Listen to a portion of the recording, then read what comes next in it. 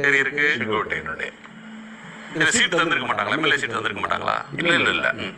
அவர் அதிமுக ஒன்றுபட வேண்டும் என்று சொன்னார்.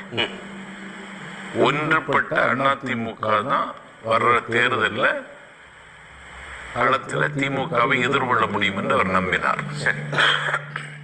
அதை அவர் வெளிப்படுத்தினார். ஒரு ஜனநாயக பண்பு இருந்திருக்குமானால் எடப்பாடி பழனிசாமி அதை கருத்தில் கொண்டிருக்க வேண்டும். ஆனால் எடப்பாடி பழனிசாமி சசிகலாவை, பன்னீர்செல்வத்தை, டிடிவி தினகரனை சேர்க்க முடியாது என்பதில் உறுதியாக இருந்தார். இன்னைக்கு ராமநாதபுரம் தொகுதியில 3,42,000 ஓட்டு ஒரு சுயேட்சை சின்னத்தில், பலாப்பழ சின்னத்தில் நின்று அண்ணன் OPS வாங்கினார். தேனி தொகுதியில் நின்று